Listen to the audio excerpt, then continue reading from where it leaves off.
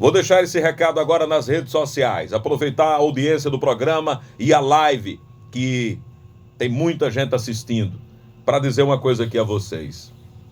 Diferentemente daquela propaganda que foi feita e do pânico que se instalou na sociedade global e também dentro da sua mente, você comece a observar de maneira inteligente as pessoas contaminadas na tua rua, na tua cidade. Olhem para elas, conversem com elas, procurem saber com elas o potencial do vírus. E procura saber o tanto de recuperados. Procura saber como eles saíram, como a minha amiga Luzia, de 81 anos, lá de Pilõezinhos, que está em casa e pode colocar a plaquinha para ela. Ela venceu o vírus, uma idosa de 81 anos. E você também pode, com fé, com esperança e com amor. Com pânico não, porque o pânico está matando antes da doença chegar. E quando ela se aloja, adoece todo mundo, porque já o medo foi vendido primeiro como um produto ruim. E de fato, o bicho-papão não é tão elástico, não é tão grande como disseram. Tem contaminados, o boletim disse daquilo, como minha amiga Gerlane enviou lá de Solane Bananeiras. É verdade, o contágio vai crescer, vai evoluir, mas vai chegar um tempo que a gente vai aprender a conviver e ele não será tão intenso conforme disseram a você. Outra coisa, observe, 84% da população brasileira que tem renda até, no máximo, 5 salários mínimos, ou seja, a pequena minoria. A estimativa é 17% da população brasileira que conseguiu aí acima uma renda de 10 salários, enfim, que tem uma poupança, que tem uma reserva, que conseguiu. Esse aí faz um isolamento bacana, esse consegue, mas a classe C, D, E, você exigiu isolamento de 3, 4, 5 meses? Isso é isolamento furado, Deodó, furado, meia boca, não é verdadeiro, não é verdadeiro. Por quê? Assim como vi na Rocinha, lá em Heliópolis, São Paulo, onde a gente tem muita audiência também, as filas formadas não para o auxílio emergencial só, mas tem fila na favela, na maior favela lá de São Paulo, Heliópolis, sabe para quê? Para comprar botijão de gás. Tem fila para comprar o botijão de gás. E aí eu ouvi o depoimento de uma senhorinha dizendo assim, eu cheguei, não cheguei tão cedo, fiquei na fila quando a voz do homem diz, acabou o gás, não tem mais. E para onde é que a senhora vai? Tem que esperar amanhã, a nova fila. E hoje eu vou cozinhar de qualquer jeito.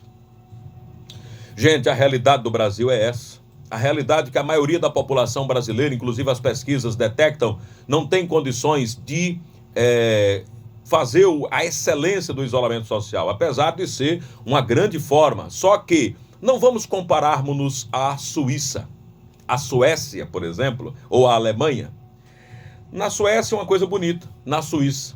O governo chega para a população na Suíça e diz assim, quanto é que você ganha? Um exemplo, R$1.000. Um exemplo, R$1.000. Eu vou te dar 90% do salário para que tu fiques em casa. Vai ficar em casa com 90% do salário, ou seja, 900. Aí você diz, trabalhar por 1.000 ou ficar em casa por 900 é melhor os 900 para ficar em casa. O governo pagou para o povo ficar em casa. Num país tamanho da Paraíba, ou tamanho do Piauí ou de Pernambuco, tamanho de São Paulo. É fácil. Aqui no Brasil, o governo chegou a dar R$600 individualmente. Alguém teve 1.200 porque acumulou como chefe de família, ou, em casos esporádicos, R$1.800. Você acha que é possível segurar a população brasileira com R$600? E por que o governo só dá R$600? Porque é a realidade do Brasil. É a realidade do Brasil. Então, as pessoas começaram a ir em busca da sobrevivência. E aí começa a bater o foco da inteligência também dos governantes. Governador de São Paulo, Dória, já disse, próximo decreto já vai ter uma quarentena mais inteligente, vai observar o regional. Tem regiões que precisam de um fechamento maior, tem região que não precisa tanto. E aí vai começar a ter a inteligência. É isso aí, Dória. Esse é o caminho. O governador da Paraíba, apesar de manter os decretos e vai alongar, mas segunda-feira já vai abrir o Detran. Como? Agendado. controlado, devagar, gradualmente, mas vai começar. E o que é que acontece? E por que vai começar pelo Detran o agendamento? É o órgão arrecadador.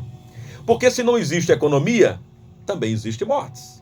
Porque como é que vai dar assistência e vai bancar os serviços se não tem arrecadação?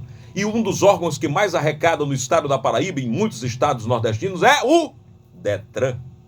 Emplacamentos, multas, transações, enfim, acordos e pagamentos, habilitação, tem que arrecadar. Porque se não arrecadar, não tem como financiar um hospital, um leito e outras coisas. Os salários. A economia precisa girar. E a economia, diferentemente do que muita gente está falando por aí, igualmente mata e talvez mate muito mais. Vamos falar das organizações mundiais que o povo tanto gosta, né? Organização Mundial de Saúde, ONU, Organização Mundial do Trabalho. Vamos lá, vamos falar desses órgãos internacionais. ONU, Organização das Nações Unidas, que é referência para muita gente, já avisou em 2020, eu estou falando 2020, vamos chegar ao final do ano com o dobro de mortes por fome no Brasil, no mundo, né? Vamos dobrar o número de pessoas vítimas da fome. No mundo! No mundo vai dobrar o número de vítimas fatais, ou seja, vai matar mais que o coronavírus só de fome. Previsão não minha, da organização da ONU, né? Das Nações Unidas.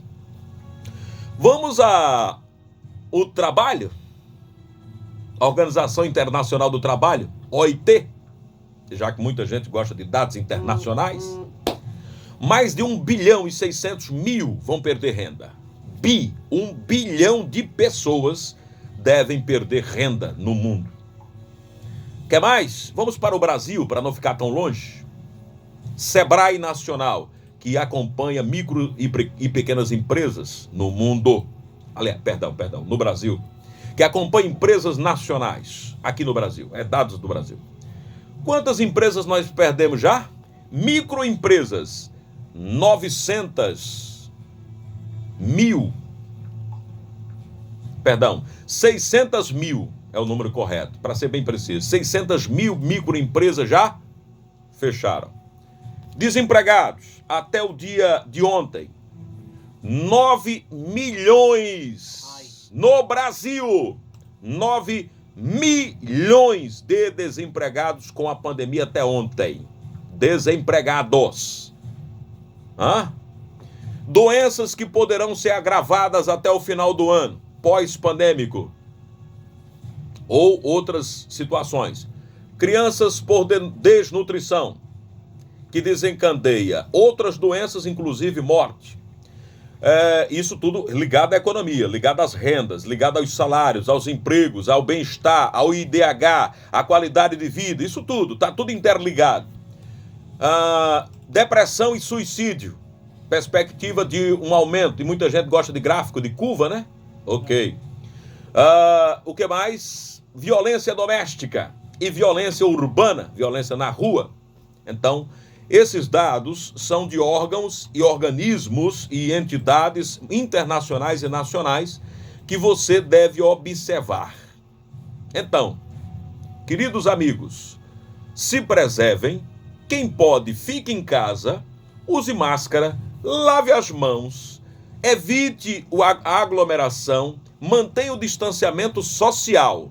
Porém, não seja tão infantil, não seja tão tolo, não seja tão medroso a comprar um vírus pelo cardápio do temor, do medo e da ignorância, da falta de conhecimento. Existe? Existe. Mas não é do tamanho que disseram a você. Outros vírus, como o caso da economia, com fome, desocupação, suicídio, depressão e violência urbana, vão matar mais do que o dito corona. Tomara que todos esses órgãos estejam errados, mas, graças a Deus, já as autoridades políticas começam a pensar na saída e na volta. Lentamente, responsavelmente, mas começam a pensar. É o que eu tenho para dizer hoje.